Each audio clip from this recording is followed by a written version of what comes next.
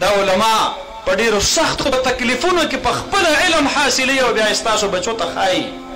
مولانا عبدالقادر رایپوري رحمت الله علیه په ماشوموالي باندې پلار یې وفات شو، مور یې دا ارزو زما دا بچی عالم جوړ شوی، ویې لیږو دیوبند ته، دارالعلوم دیوبند ته چې لاړ، د داخلو چې کوم تعداد د گنجایش د هغې سره د مطبخ موجود و هغه پوره شوی و.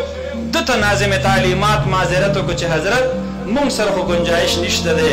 دی ورته وایي مسجد کې خو ځای ډېر دی، مدرسه کې ځای ډېر دی، خیر دی ما له داخله راکړئ زه به پاتې کېږم. هغوی ورته وایي مونږ سره چې څومره گنجایش د خوراک او د کانې دی د لنګر دی هغه گنجایش پوره شوی دی. ته کو هسې داخله اخلې مونږ به درله درکو، خو مدرسه ستا د خوراک انتظام نشي کولی، مونږ خپل چې څومره لیمټ و هغه مونږ پوره کړی دی. دی ورته وایي بس خیر دی، مسافر راغلی دی، یتیم هم دی او څوک شته دی هم نه، او دلته په پردي ښار کې د علم دپاره راغلی دی. دی ورته وایي خیر دی بس ماله صرف په دیوبند کې داخله راکوئ، زما د مور ډېر غټ ارمان دی او زما پلار په دې ارمان باندې قبر له لاړ شو چې زه عالم جوړ شم. ناظم تعلیمات ورله اجازت ورکو، ټیک ده رجسټر کې به دې نوم ولیکو، خو مطبخ کې به مونږ سره گنجایش نه وي، ډوډۍ انتظام به ته ځان له په خپله باندې کې. مولانا عبدالقادر رایپوري رحمت الله علیه خپله واقعه په خپله باندې لیکي، فرمایي سحر نه به زه په درس کې کېناستم، غرمه به طلبا لاړل مطبخ ته ډوډۍ به یې خوړله او زه به دلته دغه شانتې وږې دا سر ته به مې ځان له څادر کېښودلو، بستره مې هم نه وه، زه به دغه شانتې سملاستم. ژمی پکې راغی، په ژمي کې زما سره بستره نه وه، نو زه به په پوړ کې سملاستم او هغه پوړ به مې په ځان باندې داسې راواړو، ما روغ ژمی په پوړ کې دقه شانتې ایستلی دی، زما نه د لاندې طلایي او نه د پاس بړستن وه. چې ماښام ټیم به شو او دا طلبای کرام به مطبخ ته روان شو، مطعم ته به روان شو، ډوډۍ به یې خوړله، زه به د ټولې ورځې نهر ومه.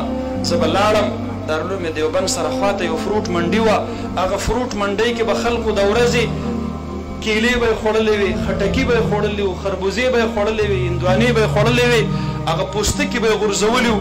ما به غلې غوندې په یو شاپر کې د فروټو د میوو هغه پوستکي راغونډ کړل او بیا به لاړم د سیند په غاړه باندې په یو ځای کې به مې هغه په پاکو اوبو باندې ووینځل او بیا به مې د ماښام په توره تیاره کې هغه د میوو پټونه خوړل او ما به الله ته سوال کو ربه ستا د دین د زده کړې دپاره راغلی یم، الله رب العالمین زما د دې تکلیف په خاطر باندې خدای ماته علم را نصیب که.